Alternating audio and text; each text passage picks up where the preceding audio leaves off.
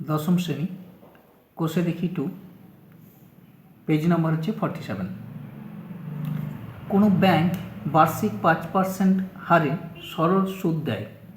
ওই ব্যাংকে দীপুবাবু বছরের প্রথমে 15,000 টাকা জমা দেওয়ার 3 মাস পরে 3,000 টাকা তুলে নিলেন এবং টাকা তুলে নেওয়ার 3 মাস পরে আবার তিনি 8,000 টাকা জমা দিলেন।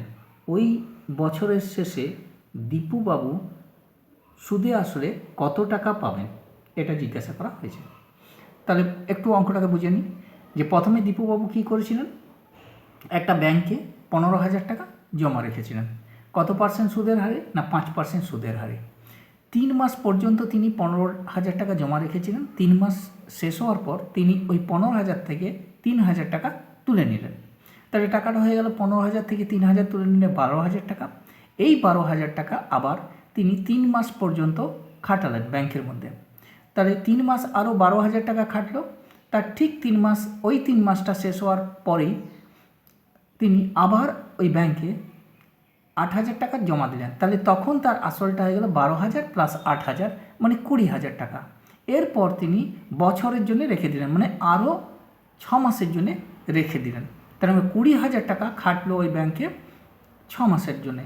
তাহলে দীপুবাবুর এই টাকাটা 3টে টাকায় ভাগ হয়ে গেছে। প্রথমে 15,000 খাটলো 3 মাসের জন্যে, পরে 12,000 টাকা খাটলো আরও 3 মাসের জন্যে, পরে 20,000 টাকা খাটলো 6 মাসের জন্যে। তাহলে আমাদেরকে প্রথমে কি করতে হবে, এই 3টে টাকার আলাদা আলাদা করে সুদটা বের করে নিতে হবে। 3টে সুদ বের করে নেওয়ার পর ওই 3টে সুদকে একসাথে যোগ করে দিতে হবে এবং লাস্টে যে টাকাটা দাঁড়ালো 20,000 টাকা, তার সাথে যদি আমরা 20,000 টাকাটাকে যোগ করে দিই তাহলে আমি বলতে পারি যে দীপুবাবু এত টাকা সুদে আসলে ফেরত পাবেন। হ্যাঁ, ফেরত পাবেন। আসলে কত টাকা পাবেন এটা বলতে আমরা পারবো। চলো দেখাই।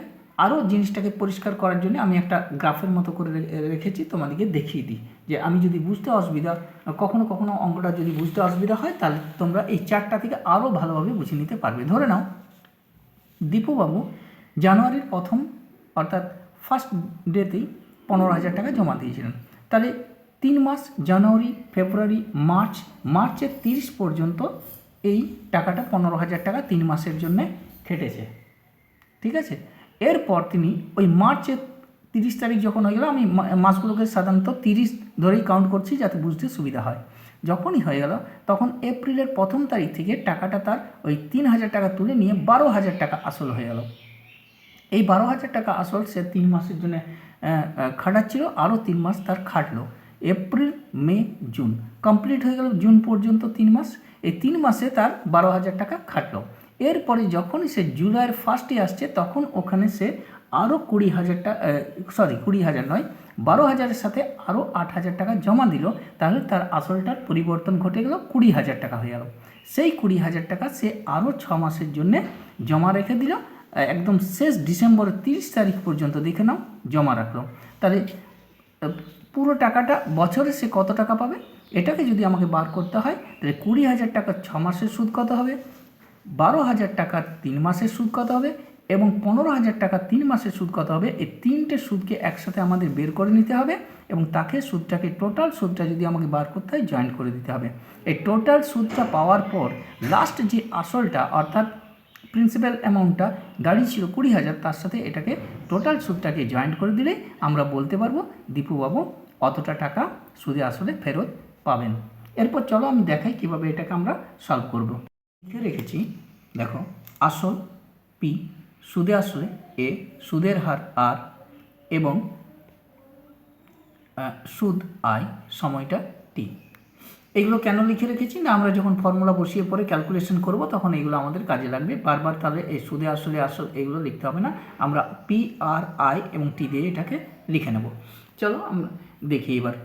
প্রথমে 3 মাসের ক্ষেত্রে আসলটা কত হচ্ছে না, প্রথমে 3 মাসের ক্ষেত্রে আসলটা হবে 15,000 টাকা। আমি এখানে লিখে দিলাম 3 মাসের জন্য, প্রথম 3 মাসের জন্য আসলটা হবে 15,000 টাকা, এখানে লিখে দিলাম। 3 মাস যে শেষ হয়ে গেল, এটা 3 মাস খাটার পর পরের 3 মাসের জন্য আসল হবে 15,000 থেকে আমরা 3,000 টাকাটিকে মাইনাস করে দেবো। এই 3,000 টাকা আমাদের মাইনাস হয়ে গেল 12,000 টাকা এই টাকাটা, ঠিক আছে। এবং এটাও যখন 3 মাস কমপ্লিট হলো তারপর থেকে যে আসলটা হবে 6 মাসের জন্য সেটা হয়ে যাবে 20,000 টাকা। এও 12,000, তার সাথে আমাদের আরও 8,000 জয়েন করলো দীপুবাবু, তার মানে হয়ে গেল এটা 20,000 টাকা। 20,000 এটা টাকা, তাহলে 3টে টাকা ভাগ হয়ে গেছে। এবার আমরা লিখব যে এই যে 20,000 টাকা, এবার আমরা লিখব যে এই যে 15,000 টাকা প্রথম 3 মাসের জন্যে আসলটা যেটা আছে, আসল আমরা লিখে নেব পি ইজ ইকুয়াল টু কত টাকা না 12,000 টাকা। 12,000 এটা, হ্যাঁ সরি 12 নয়, এটা 15,000। প্রথম 3 মাসের জন্য এটা 15,000 টাকা, ঠিক আছে। 15,000 টাকা পেয়ে গেলাম প্রথম 3 মাসের জন্য। সুদের হার কত না আরটা কত পাবো না 5%, এটা পেয়ে গেলাম। সময়টা টি, এটা পেয়ে গেলাম কত না 3 মাস। এটাকে 3 মাসটাকে আমাকে বছর করে নিতে হবে। 3কে 12 দিয়ে ভাগ করে 3 একে 3, 3 4 12, অতএব 1 4 বছর, এটা করে নিলাম, ঠিক আছে। এরপর আমরা চলে যাব এখানে বার করব সুদ। আই ইজ ইকুয়াল টু I1ও লিখতে পারি। আইটা কত না I is equal to I1, মানে 3টে পার্টে ভাগ হয়েছে 1 2 3, তার জন্য লিখে দিলাম I1। I is equal to PRT/100। এটা পিটা কত লিখব 15,000 টাকা, 15,000 ইন্টু আরটা কত লিখব 5 এবং টিটা লিখব 1/4। এবার এটাকে লিখে দেবো 0 0। আমরা 0 0টা এভাবেই কেটে দিতে পারি, এভাবে কেটে দাও, কোনো অসুবিধা নেই, কেটে দিলে। এবার আসবে এটা যদি আমরা কাটি 15 মানে 150 ইন্টু 5 ইন্টু 1 4, 2 দিয়ে কাটবো 2, এটা 75 হয়ে যাচ্ছে। 75কে আমরা কেটে এটা 5 দিয়ে মাল্টিপ্লাই করে দিই। 5 5 25, 5 7 35 আর 2 37, এটাকে 2 দিয়ে ভাগ করে নেব। এটা আসবে কত না 2 দিয়ে যদি আমরা এটাকে ভাগ করে নিই, 2 1 2, 2 8 16, 2 7 14 পয়েন্ট এবং 2 5 10, এত টাকা। তাহলে প্রথম যে ইন্টারেস্টটা আমরা পেয়ে গেলাম না 187 টাকা 50 পয়সা, এই ফার্স্ট ইন্টারেস্টটা আমরা পেয়ে গেলাম।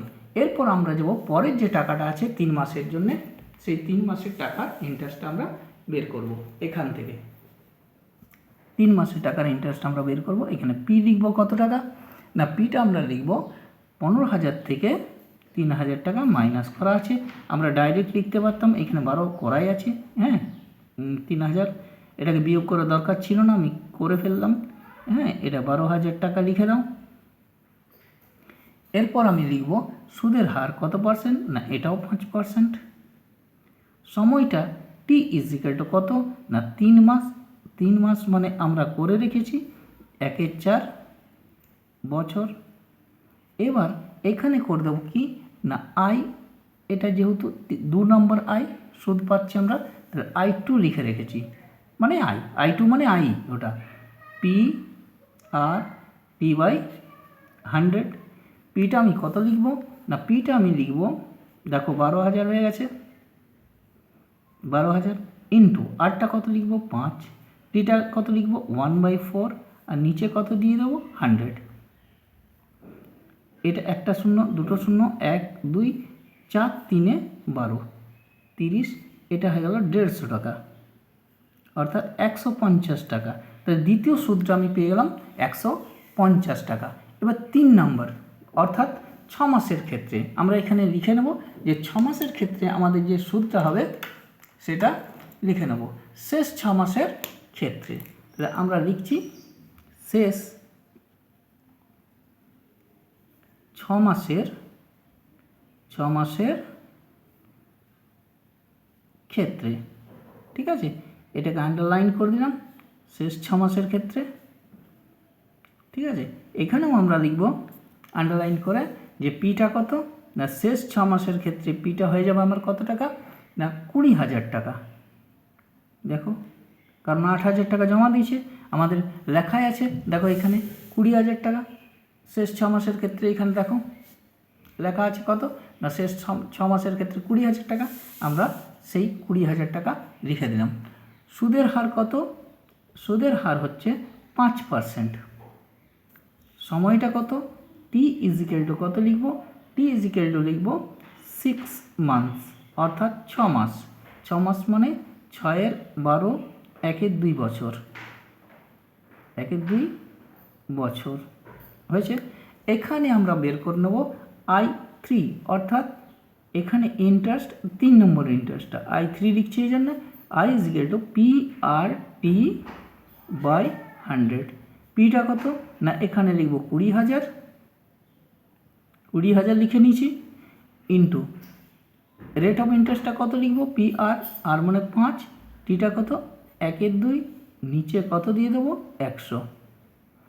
এই 100 দেওয়ার পর এই দুটো শূন্য কেটে দেবো, 1 2, এখানে 2 দিয়ে কেটে দেবো, এটা কত হয়ে যাবে? দুটো শূন্য কেটে গেল, এখানে আসবে কত? 100, 100 × 5 লিখে দেবো 500 টাকা। তাহলে আমরা এখানে পেয়ে গেলাম 3 নম্বর ইন্টারেস্ট, যেটা 5,000 লিখে ফেলেছি, 500 টাকা। 3 নম্বর যে ইন্টারেস্টটা সেটা হচ্ছে 500 টাকা, এই টাকাটা 500 টাকা, ঠিক আছে। 3 নম্বর, এটা যদি অসুবিধা হচ্ছে বুঝতে আমি কেটে দিলাম, এখানে লিখে দিলাম আমি 500 টাকা, ঠিক আছে। 500 টাকা, কারণ 100 × 5 500 টাকা। এবার আমরা 3টে সুদ পেয়েছি, দেখো 187 টাকা 50 পয়সা, এখানে পেয়েছি দেখো 150 টাকা, আর এখানে পেয়েছি দেখো 500 টাকা। আমরা এরপর এটাকে করে দেবো মোট সুদ, এখানেই আমরা লিখে নিচ্ছি মোট সুদ। 3টে সুদকে আমরা জয়েন্ট করে দেবো। মোট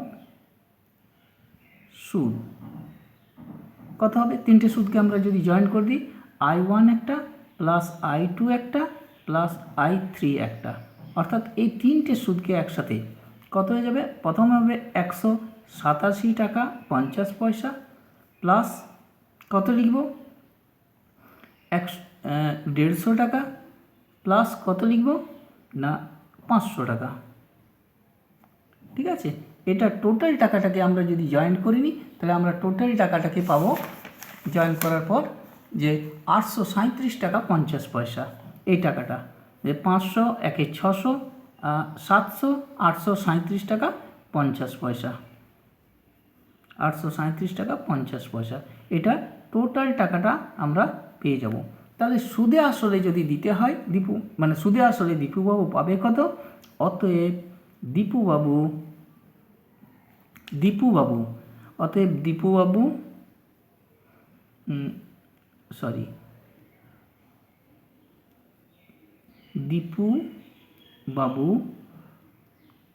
সুদে আসলে কত পাবে? সুদে আসলে পাবে কত? এখানে 837 টাকা 50 পয়সা প্লাস কত? না 20,000 টাকা, এখানে দিলাম 20,000 টাকা। টোটাল হয়ে যাবে 20,000, তার মানে 20,837 টাকা। এখানে হয়ে যাবে 20,837 টাকা 50 পয়সা। এই টাকাটা দীপুবাবু ব্যাংক থেকে পাবে। তাহলে তোমরা বুঝতেই পারছো যে কীভাবে এটা সলভ করলাম, ঠিক আছে। তাহলে এখানে বুঝতে পারছো যে 3টে টাকা এটা ভাগ হয়ে গেছিলো, একটা 15,000, একটা 12,000, একটা 20,000, এভাবে রেখেছিল। প্রথম টাকার জন্য দীপুবাবু সুদ পেয়েছিল 187 টাকা 50 পয়সা। দ্বিতীয় টাকাটার জন্য দীপুবাবু সুদ পেয়েছিল 150 টাকা। আর থার্ড টাকাটার জন্যে দীপুবাবু সুদ পেয়েছিল মোট 500 টাকা। তা টোটাল যে টাকাটা মানে থার্ড টাকাটার জন্য সুদ পেয়েছিল 500 টাকা। টোটাল 3টে সুদকে মিলে আমরা দেখতে পাচ্ছি এখানে একটা 187 টাকা 50, এখানে 150 টাকা, আর এখানে পাচ্ছে 500 টাকা। তো টোটাল সুদ কত হয়ে যাচ্ছে? আমরা 3টে আয়কে একসাথে জয়েন্ট করে পেয়েছি 837 টাকা 50 পয়সা। দীপুবাবু সুদে আসলে কত পাবে? না 837 টাকা 50 পয়সা প্লাস 20,000 টাকা। তা 20,837 টাকা 50 পয়সা, অর্থাৎ 20,837.50 টাকা। এইটাই দীপুবাবু 1 বছর বাদে ফেরত পাবে সুদে আসলে। তাহলে তোমরা এটা বুঝতে পেরেছ। এটা তোমরা নিজেদের বন্ধুদের মধ্যে শেয়ার করে দেবে এবং চ্যানেলটাকে কিন্তু সাবস্ক্রাইব করবে।